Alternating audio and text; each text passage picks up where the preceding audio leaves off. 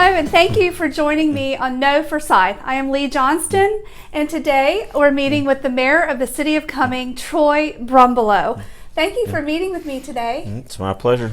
Well, tell me a little bit about why you decided to get into public service. Well, I've lived here my entire life. This is home, and at the time, the previous mayor had said he was going to retire, and so even though I hadn't always lived in the city of Cumming, I always called Cumming home. I lived out in the county, but this is where you went to go to town. So, so I thought I had a lot to offer, and decided to give it a go. And he kind of changed his mind, and didn't retire, and we ran against each other. But that part's fine too.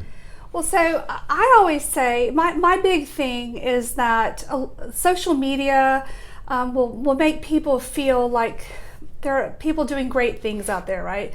Running for mayor or starting big corporations or running huge blogs, right? So it makes people feel like, oh, where do I even start? You didn't start at the mayor level just deciding one day to run for mayor. There had to have been small things that you did for the community as well. I was a member of the North Forsyth Rotary Club, and I'd helped some other people run for office. So I kind of had a feel for what you needed to do and that kind of thing.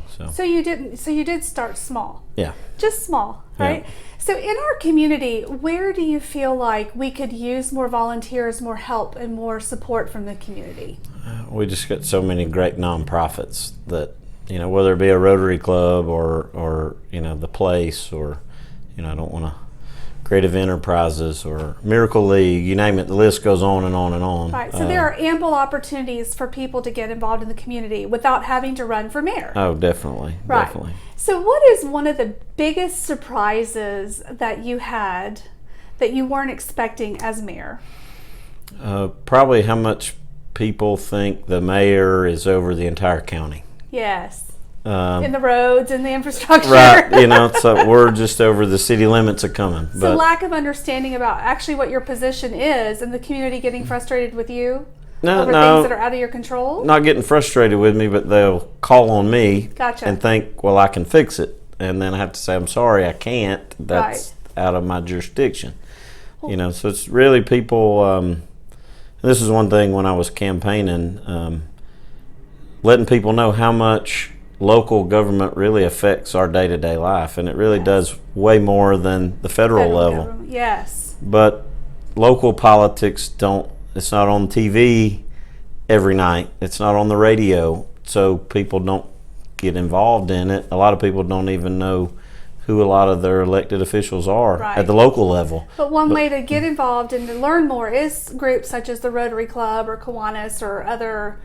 Yeah, Optimus Club, I mean, you name it. And you've developed the young city council members. Isn't that something you've brought to the city? Yeah, we started a youth city council, and so this is our first year. So we wanted to start off smaller. So we kept it to kids that went to Forsyth Central and Alliance Academy, because both of those high schools are in the city.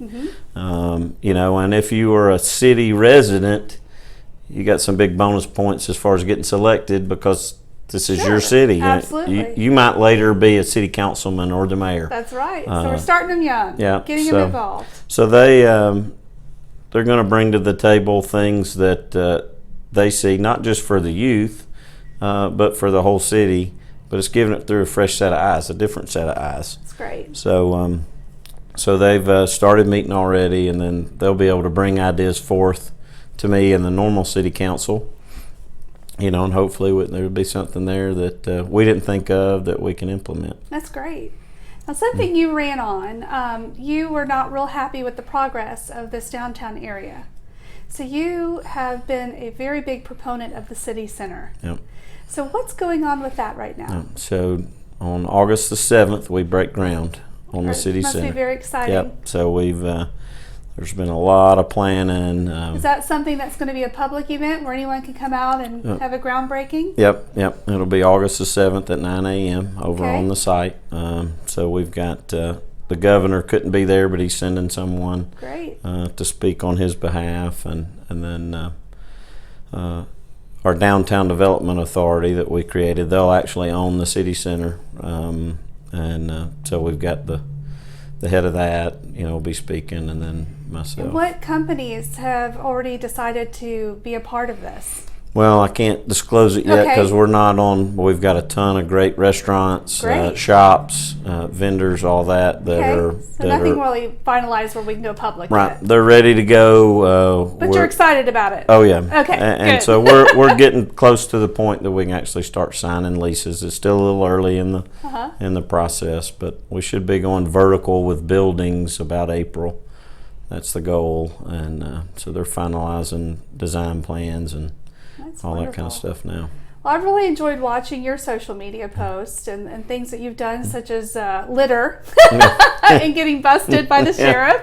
And also, you like to restore old cars. And you had a project, I think, that was pretty near and dear to your heart. So you want to tell us a little bit more about that? Yeah, so my dad and granddad are retired. They both passed away, but they're retired law enforcement. Both worked here in the county at different times. And there was 2 deputies that got killed back in 1970. And so we wanted to help memorialize them. Sorry, 72. Yeah. 1972. And so that car was still here at a local tow yard, and that's where it had been since the night that it had happened. That's crazy. And so I've been working on this for probably about 5 years. I talked to something you would have done even if you had not become here. I was going to do it myself personally. Wow. And so the owner of the car had agreed to give it to me, and I talked with the sheriff back then, and he had talked with the families because I wanted to make sure if we did this, it wasn't going to bring up bad feelings for them. Sure. And they were just really excited, that we were doing that. And so it just never kind of came to pass. And then once I became mayor, and then the city center and everything kind of came together, and I think it was probably meant to be that way. Yeah. So now, we've restored the car, but now it'll be a memorial at the city center for not just those 2 guys, but we've lost a few other deputies on duty. Yes. So it'll be a permanent monument, but we'll bring it out. We'll bring it out during the parades and that kind of stuff. And we're going to do the same thing for fire. We're going to have a little fire station in the city center, and we're going to use the last fire truck that the city of Cumming had when they had a fire department. And so we're going to memorialize the fallen firemen, and then also pay tribute to it was a volunteer fire department that the city had, and it was the previous mayor and council members were just love this a lot idea. of those. So we're going to kind of pay tribute to them in that too. I love it. So if there's one thing that you think your legacy is going to be on this city, what do you think it's going to be? I hope it's that we made Cumming a destination instead of just somewhere you pass through. That's great. That's great. Well, I really appreciate you taking the time to speak with me today and to let Forsyth County know more about Cumming, and that you have a great rest of your reign, your tenure as mayor, and wish you all the best of luck in re-election. Thank you very much. Thank you. And thank you for joining us on Know Forsyth. I'm Lee Johnston.